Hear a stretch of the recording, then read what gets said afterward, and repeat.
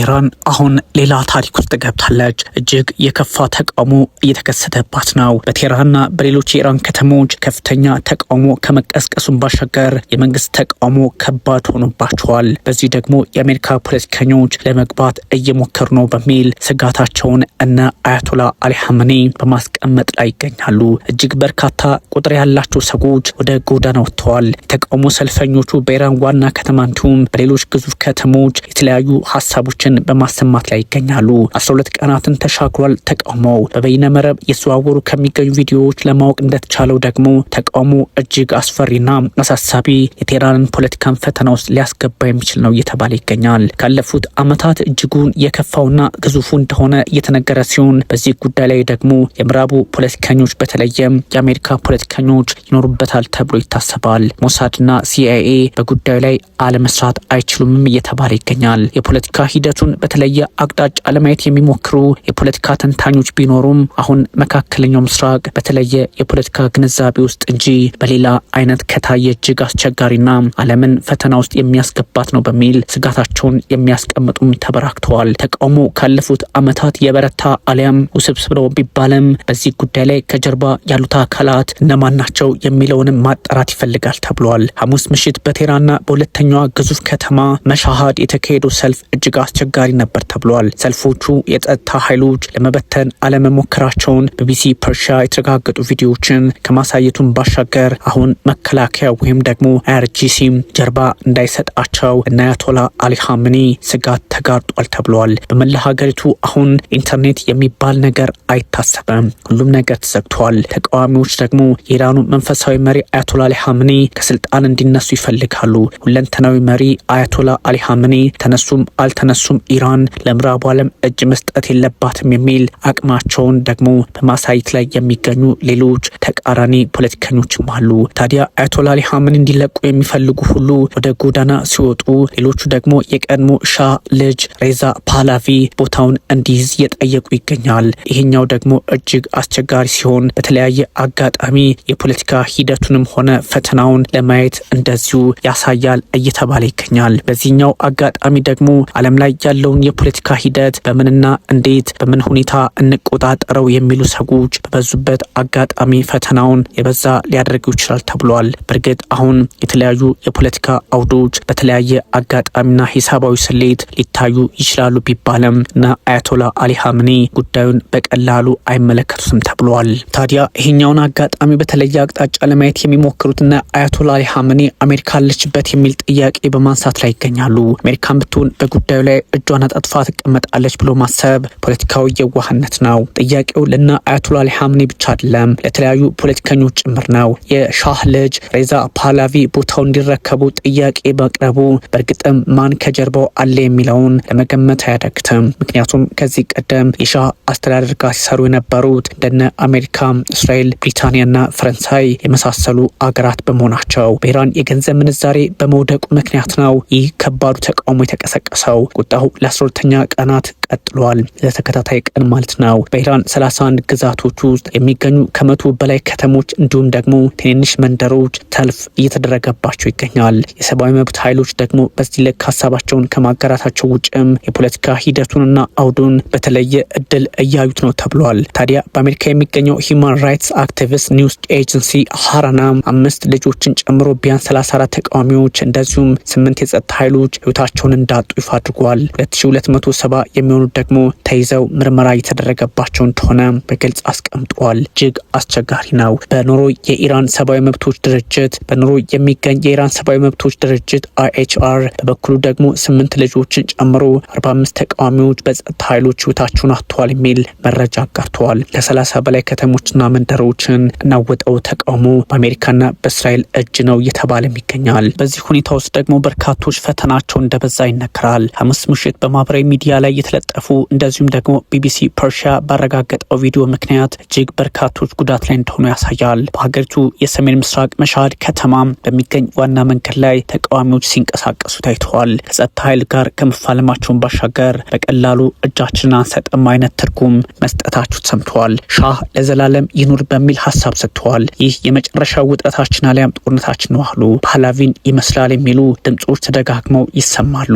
ያ ማለት ኢራን በነበረችበት ከ1979 በፊት እንደ መሻገር ይቆጠራል። ያን ደግሞ ማን የሚፈልገው እጅግ አስቸጋሪ ነው። በእንደዚህ አጋጣሚ ደግሞ በርካታ ሰዎች የደህንነት ካሜራዎችን ሲያነሱ ከመታየቱን ባሻገር አሁን አያቶላህ አሊ ኻሜኒ ለመቆጣጠር እንደተቸገሩ አሊያም ሀገሪቱን እስላማዊ ሪፐብሊክ ኢራን የሚሏትን እያጧት ይሆን እንደሚል ጥያቄም የተነሳ ይገኛል። በሻህ አስተዳደር የፖለቲካ ግንዛቤ ውስጥ ለመግባት የሚፈልጉት እነዚህ ኃይላት እጅጉን አስቸጋሪ ጊዜ የመምራት የፖለቲካ ቁርጠኝነቱ እንዳላቸውም ይነገራል።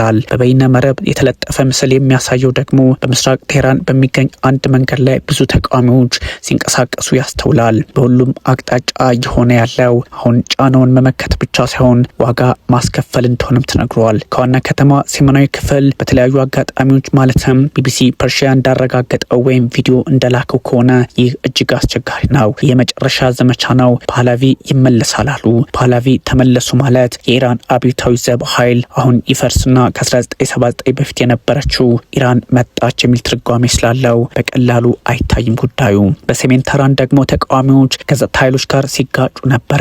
የማይከበርን አትፍሩ ሁላችሁም አንድ ላይ ሲሉ ታይተዋል ተብሏል። በኢስፋሃን ከተማ ተቃዋሚዎች ሞት ለአምባገነኑ ሲሉ መሰማታቸውም እጅግ አስቸጋሪው ጊዜ ለኢራናውያን መጣባቸው የሚል ጥያቄ አምጥቷል። በሰሜናዊ የባቡል ከተማ ሻህ ለዘላለም ይኖርና በሰሜን ምዕራብ ታብሪዝ ከተማ ደግሞ አትፍሩ ሁላችንም አንድ ላይ ሆነን የፈለግነውን ድል እናስመዘግባለን በሚል ድምጽ ሲያሰሙ ታይተዋል። ተቃዋሚዎች የተካሄዱት አባታቸው በ1979 የእስልምና አብዮት ከስልጣን የተወገዱት አሊያም ከኢራን አብዮት በፊት ወደ ነበረው በዋሽንግተን ዲሲ የሚኖሩት ሬዛ ፓህላቪ ኢራናውያን በአንድነት ወደ ጎዳናዎች እንዲወጡና ጥያቄ እንዲያሰሙ ጥሪ ካቀረቡ በኋላ እንደሆነ ተነግሯል። ፓህላቪ በኤክስ ገጻቸው ላይ በሚሊዮን የሚቆጠሩ ኢራናውያን ዛሬ መታ ነጻነታቸውን ጠይቀዋል ብለው ጽፈዋል። ተቃዋሚዎቹ ደፋሮች በሚል ስም ሰጥተዋቸዋል። ይህኛውን የፖለቲካ ሂደት በእርግጥም አሜሪካ እንደምትደግፈው ማሳያ ሆኗል። የአሜሪካው ፕሬዚዳንት ዶናልድ ትራምፕ አገዛዙን ተጠያቂ ስላደረጉ አመሰግኖታለሁ በሚል ሀሳብም ሰጥተዋል። የአውሮፓ መሪዎችም ተመሳሳይ አካሄድ እንዲከተሉ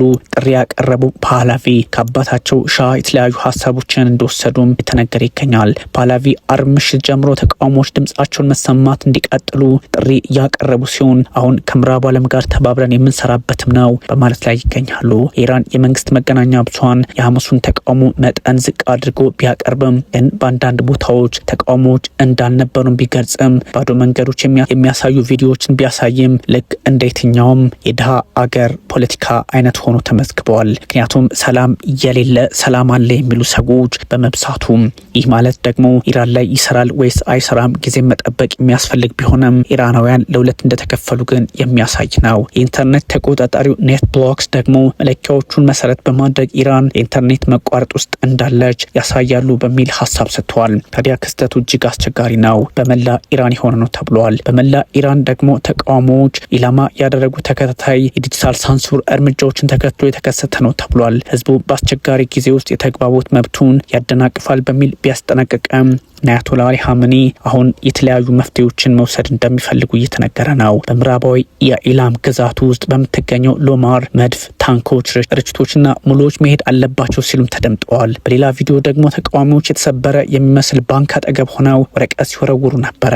ይህ ትንሽ አስቸጋሪ ነው። በኢላም ውስጥ በሚገኙ በርካታ የኩርድ ከተሞች ደግሞ በካርማንሻህና በሎሪስታን ግዛቶች ውስጥ ብዙ የተዘጉ ሱቆች መመልከታቸውን የቢቢሲው ፐርሺያ አረጋግጧል። ሱቆች የተዘጉት ተቃዋሚዎች ላይ የተፈጸመው እርምጃ ምላሽ ለመስጠት ነው ተብሏል። በስደት ላይ ያሉ የኩርድ ተቃዋሚዎች ቡድኖች አድማ እንዲደረግ ጥሪ ካቀረቡ በኋላ የተፈጸመም ነው። በኢላም በካርማንሻህ እንዲሁም በሎሪስታን ቢያንስ 17 ተቃዋሚዎች በጸጥታ ኃይሎች ህይወታቸውን እንዳጡ ተነግሯል። ብዙዎች ደግሞ ኩርድ ወይም የሎር ጎሳ አባላት እንደነበሩ የኩርድ ሰብአዊ መብት ተሟጋች ቡድን ሄንጋው የገለጸ ሲሆን ፖለቲካውን በተለየ አቅጣጫ ለማየት እድሉን ፈጥሮለታል ተብሏል። አይቻር ዕለቱ በርካታ ሰዎች ህይወታቸውን ያጡበትና እጅግ የከፋ ነው በሚል ሀሳቡን ቢገልጽም በዚህም በመላ ሀገሪቱ 13 ተቃዋሚዎች ህይወታቸውን እንዳጡ ማረጋገጡ ቢታወቅም በእርግጥ ፈተናው የበዛ እንደሆነ ተነግሯል። የጥቃቱ መጠን በየቀኑ እየጨመረ እንደመጣም ተነግሯል። ማህሙድ አሚር ሞጋድም ናቸው ይህን ያሉት። ሄንጋው ደግሞ ረቡዕ ምሽት በሰሜናዊ የጊላን ግዛት በኮሽክ ቤጃር ሁለት ተቃዋሚዎች በጸጥታ ኃይሎች በጥይት ህይወታቸውን እንዳጡ ተነግሯል። ለአብዮታዊ ጥበቃ ጋር ቅርብ የሆነው የኢራኑ ኦፊሴላዊ የዜና ወኪል ፋርስ ማለት ነው ረቡዕ 3 ፖሊስ መኮንኖች ህይወታቸውን እንዳጡ አስቀምጧል። ይህ ሁኔታ እንዴትና በምን ሁኔታ መቋጨት ይችላል? አሊያም የፖለቲካ ወይስ ደግሞ ጫናን በጫና የመቆጣጠር በሚል ብዙ ሰዎች ሀሳባቸውን በተለያየ አጋጣሚ ለማየት ይሞክራሉ። ግን ይሄኛው አስቸጋሪ ጊዜ በመሆኑ ፈተናውን እኛ አብረን እንወጣዋለን የሚሉ ኃይላትም ተበራክተዋል። ተቃውሞ የተጀመረው ታህሳስ 28 በፈረንጆቹ አቆጣጠር ነው። ነጋዴዎች የኢራን መገበያያ ሪያል ምንዛሬ በድጋሚ በከፍተኛ ሁኔታ በመውደቁ ነበር ቁጣቸውን ያሰሙት። ወደ ቴህራን ጎዳናዎች በመውጣት ይህን ንትዳደርና ማለትም በሙስና የተዳከመውን ኢኮኖሚውን ተከትሎ የዋጋ ግሽበት ወደ 40% ማደጉ እንደዚሁ ተገልጿል። የዩኒቨርሲቲ ተማሪዎች ተቃውሞውን ተቀላቅለው ወደ ሌሎች ከተሞች መስፋፋት እንደጀመሩም በይፋ ተቀምጧል። ፕሬዚዳንት መስዑድ ፔዜሽኪያን አሁን ጉዳዩን አረጋጉት በማለት ላይ ይገኛሉ። የኢራኑ ፕሬዚዳንት መስዑድ ፔዜሽኪያን የጸጥታ ኃይሎች ሰላማዊ ተቃዋሚዎችን በከፍተኛ ጥንቃቄ መያዝ እንዳለባቸው በሚል ሀሳብ መስጠታቸው ይታወሳል። ማንኛውም የኃይል ወይም የአስገዳጅ ባህሪ መወገድ አለበት በሚል ሀሳብ ሰጥተው ነበረ።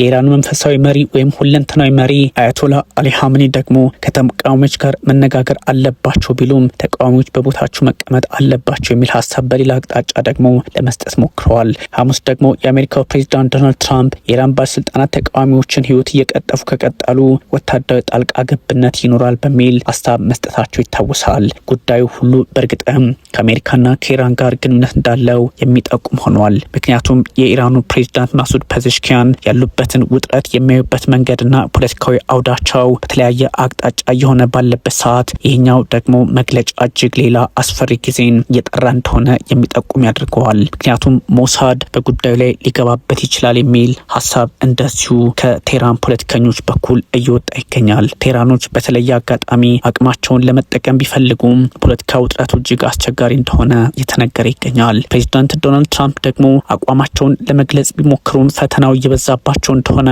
ከተለያየ ግንዛቤ መረዳት ይቻላል ተብሏል። አሁን ኢራንና አሜሪካ እንደዚሁም እስራኤል ወደ ሌላ አቅጣጫ ገብተው እና አያቶላ አሊ ሀምኒ ህይወት አደጋ ውስጥ ሊገባ ይችላል የሚል ፖለቲካዊ ስጋት ያለባቸውም እንደዚሁ ተበራክተዋል።